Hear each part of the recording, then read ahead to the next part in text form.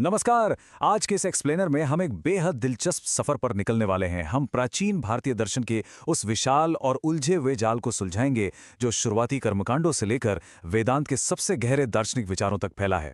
ये एक ऐसा सफर है जो सीधे हमारी सोच की जड़ों तक जाता है। तो चलिए बिना किसी देरी के शुरू करते हैं। अब एक बहुत ही बुनियादी सवाल उठता है। दुनिया के ये सबसे पुराने ग्रंथ आखिर लिखे किसने? कुछ लोगों का मानना है कि ये 10,000 साल पुराने हैं। वहीं अगर हम एनसीईआरटी जैसे ऐतिहासिक स्रोतों को देखें तो इनका संकलन लगभग 1500 ईसा पूर्व के आसपास माना जाता है। लेकिन सच कहें तो असली रहस्य तारीखों में नहीं बल्कि इनके लेखकों में छिपा है। जरा सोचिए, वनों में रहने वाले हजारों तपस्वियों ने सदियों तक इन विशाल मंत्रों की रचना की। ये किसी एक इंसान के बस की बात तो बिल्कुल नहीं थी। ये कई पीढ़ियों का एक विशाल सामूहिक प्रयास था। और इस विषय का सबसे चौंकाने वाला दार्शनिक टकराव हमें शुरुआत में ही देखने को मिल जाता है।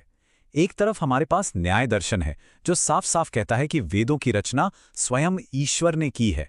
लेकिन जरा रुकिए, वहीं दूसरी तरफ मीमांसा दर्शन है। मीमांसा तो एक रचयिता ईश्वर के अस्तित्व को ही नकार देता है। उनके अनुसार वेद नित्य हैं, प्राकृतिक हैं, इन्हें किसी ने नहीं लिखा। ये विरोधाभास अपने आप में कमाल का है ना?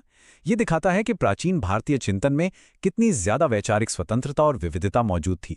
तो इतनी अद्भुत विविधता को समझने के बाद आइए अब वेदों की उत्पत्ति और उनके ऐतिहासिक संकलन पर नजर डालते हैं। जब भी इन ग्रंथों के संकलन की बात आती है तो सिर्फ एक ही नाम गूंजता है, महर्षि वेदव्यास। लेकिन यहाँ एक बहुत ही हैरान करने वाली बात है।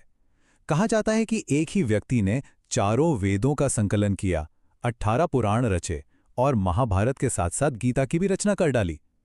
मतलब इतनी विशाल रचनाएं कोई एक इंसान कैसे कर सकता है? इसीलिए स्वामी विवेकानंद ने एक बहुत ही तार्किक विचार सामने रखा था।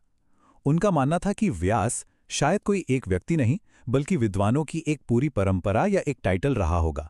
और सच कहा जाए तो ये थ्योरी काफी लॉजिकल भी लगती है। खैर, इस महान संकलन का नतीजा ये हुआ कि 4 प्रमुख ग्रंथ अस्तित्व में आए: ऋग्वेद, सामवेद, यजुर्वेद और अथर्ववेद।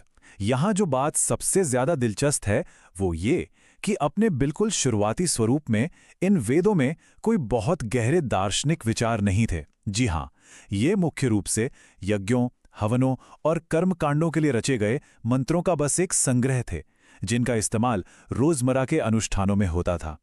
उस समय दार्शनिक चिंतन एकदम शुरुआती दौर में था, इसलिए इन ग्रंथों में एक अजीब सी उलझन साफ दिखाई देती है। सूर्य, वरुण, इंद्र, मतलब इतने सारे देवता मौजूद थे। ऐसे में ये सवाल उठना बहुत लाजमी था कि भाई आखिर सर्वोच्च सत्ता कौन है, हम पूजा किसकी करें। ये श्लोक देखिए, कस्मै देवाय हविषा विधेयम, जिसका सीधा सा अर्थ है हम किस देवता को अपनी आहुति दें। ये सवाल उस दौर की वैचारिक उलझनों को बहुत ही खूबसूरती से हमारे सामने रखता है।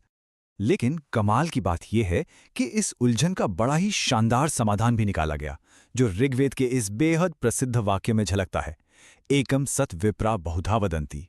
इसका मतलब है कि सत्य एक ही है, बस जो समझदार लोग हैं वो उसे अलग अलग नामों से पुकारते हैं। फिर चाहे उसे अग्नि कहिए, यम कहिए या मातृश्वन, आखिरकार ये मान लिया गया कि अंतिम सत्य सिर्फ एक ही है। सही मायनों में ये विचार उस युग की सबसे बड़ी वैचारिक क्रांति थी। अब चलिए वेदों के ढांचे को थोड़ा गहराई से समझते हैं। अगर हम इन्हें ध्यान से देखें तो ये किसी ज्ञान की सीढ़ी की तरह लगते हैं, जो बाहर के कर्मकांडों से शुरू होकर गहरे आंतरिक दार्शनिक चिंतन तक जाती है। इस सीढ़ी का पहला कदम है संहिता, यानी पूजा पाठ के मूल मंत्र। इसके ठीक बाद आते हैं ब्राह्मण ग्रंथ। ध्यान दीजिएगा, यहां ब्राह्मण का मतलब किसी जाति से बिल्कुल नहीं है, बल्कि इसका मतलब यज्ञ और अनुष्ठान करने के नियमों और तरीकों से है। फिर तीसरा कदम है आरण्यक, जो जंगलों में रहने वाले उन तपस्वियों के नियम कानून बताता है। और अंत में सबसे ऊपर आता है ज्ञान का सर्वोच्च शिखर, उपनिषद। यहां आकर सारे कर्मकांड पीछे छूट जाते हैं और विशुद्ध दार्शनिक चिंतन की शुरुआत होती है। और यहीं से, यानी उपनिषदों से, मानव चिंतन एक नई ऊंचाई को छूता है। ये वो समय था जब समाज धीरे धीरे कर्मकांडों से आगे बढ़कर सिर्फ और सिर्फ ज्ञान की ओर मुड़ रहा था। इन्हीं उपनिषदों को वेदांत कहा जाता है, जिसका मतलब है वेदों का अंत या उनका सबसे परिपक्व हिस्सा। वैसे तो कुल 108 उपनिषद माने जाते हैं, लेकिन बृहदारण्यक और छांदोग्य उपनिषद इनमें सबसे पुराने हैं। बृहदारण्यक का संबंध यजुर्वेद से है, जबकि छांदोग्य सामवेद से जुड़ा है। आपको जानकर हैरानी होगी कि इस काल में जो दार्शनिक गहराइयां रची गईं, वैसी उस समय दुनिया के किसी भी कोने में शायद सोची भी नहीं गई थीं। आज हम जिन दार्शनिक अवधारणाओं को भारतीय संस्कृति का अहम हिस्सा मानते हैं, वे सब इन्हीं उपनिषदों में मजबूती से स्थापित हुई थीं। आत्मा, मोक्ष, पुनर्जन्म और ब्रह्म, ये वो 4 मुख्य पिलर्स हैं। यहां तक आते आते ये बात बिल्कुल साफ हो गई थी कि सिर्फ स्वर्ग पाना कोई आखिरी लक्ष्य नहीं है, बल्कि मोक्ष यानी जन्म और मरण के इस चक्र से पूरी तरह मुक्ति पा लेना ही इंसान के जीवन का सबसे ऊंचा और अंतिम आदर्श है।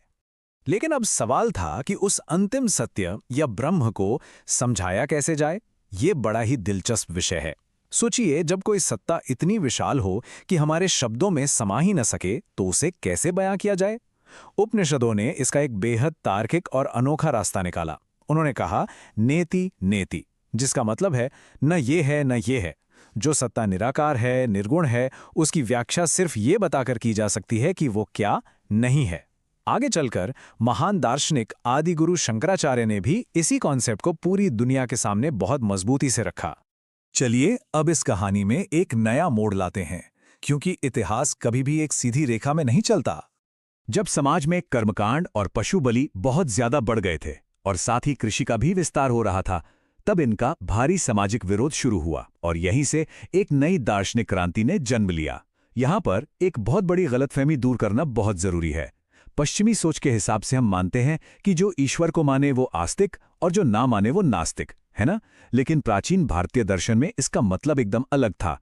यहाँ आस्तिक का मतलब है वो व्यक्ति जो वेदों को अंतिम सत्य और प्रमाण मानता है, और नास्तिक वो है जो वेदों को प्रमाण मानने से साफ इनकार कर दे।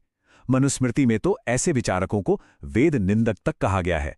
ये डेफिनेशन पूरी तरह से एक नया नजरिया देती है। तो इन वैदिक कर्मकांडों के विरोध में मुख्य रूप से 3 बड़े नास्तिक दर्शन उभरकर सामने आए। पहला था चार्वाक दर्शन, जिसकी शुरुआत गुरु बृहस्पति ने की थी।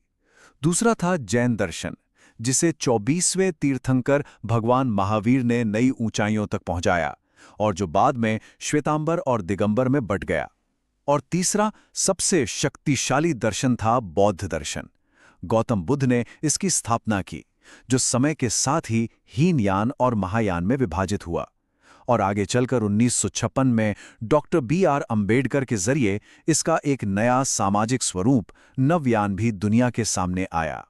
अब इन नास्तिक दर्शनों की शक्तिशाली लहर के जवाब में कुछ तो होना ही था। वैदिक ज्ञान को फिर से स्थापित करने का एक व्यवस्थित प्रयास शुरू हुआ और यहीं से जन्म हुआ 6 आस्तिक दर्शनों का। ये जो 6 दर्शन थे, ये 2-2 के जोड़े में बिल्कुल किसी जॉइंट वेंचर की तरह काम करते थे। उदाहरण के लिए न्याय दर्शन ने इस बात पर काम किया कि ज्ञान आखिर प्राप्त कैसे होता है, तो वैशेषिक दर्शन ने यह बताया कि यह ब्रह्मांड किन मूल तत्वों से बना है। दोनों ने मिलकर एक पूरा सिस्टम बना लिया। इसी तरह सांख्य के साथ योग जुड़ गया और मीमांसा के साथ वेदांत। और एक सबसे मजेदार बात बताऊं, आज के समय में लगभग 95% लोग जाने अनजाने में ही सही इसी वेदांत दर्शन को फॉलो करते हैं। ज्ञान का ये खजाना बहुत विशाल था, लेकिन इसे सहेजा कैसे गया? आइए उस काल की ओर चलते हैं जिसे हम सूत्र युग कहते हैं। जरा सोचिए, उस दौर में कोई विकसित लिखित लिपि नहीं थी, तो इतने विशाल और गहरे ज्ञान को बिना लिखे सुरक्षित कैसे रखा जाए? इसके लिए एक कमाल की तकनीक ईजाद की गई, सूत्र।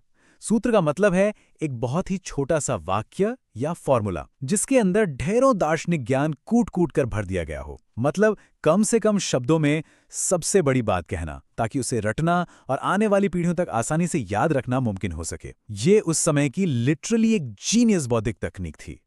और आपको पता है, इन सूत्रों में जो सबसे महान और गहरे सूत्र हैं, उन्हें उपनिषदों में महावाक्य का दर्जा दिया गया है। जैसे अहम ब्रह्मास्मि, जिसका बहुत ही सीधा सा अर्थ है मैं ही ब्रह्म हूं। एक और बेहद शक्तिशाली सूत्र है तत्त्वम असि, यानी वह तुम हो। और ये जानकर बहुत अच्छा लगता है कि तत्त्वम असि आज भी केरल के मशहूर सबरीमाला मंदिर के मुख्य द्वार पर प्रमुखता से लिखा हुआ है। मतलब ये प्राचीन सूत्र आज भी हमारी संस्कृति में पूरी तरह से रचे बसे हैं। तो इस एक्सप्लेनर को खत्म करते हुए ये सारी जानकारी हमारे सामने एक बहुत ही गहरा सवाल छोड़ जाती है। अगर आज 95% लोग अनजाने में ही सही दुनिया को उसी प्राचीन वेदांत की नज़र से देखते हैं, तो हमारी इस आधुनिक पहचान का कितना हिस्सा वाकई नया है? या फिर क्या हमें ये मान लेना चाहिए कि आज की हमारी ये पहचान सदियों पहले जंगलों में गूंजने वाले उन तपस्वियों की आवाज़ों की सिर्फ एक गूंज मात्र है? ये एक ऐसा सवाल है जिस पर हम सबको ज़रूर सोचना चाहिए। इस अद्भुत सफ़र में हमारे साथ जुड़ने के लिए आपका बहुत बहुत धन्यवाद।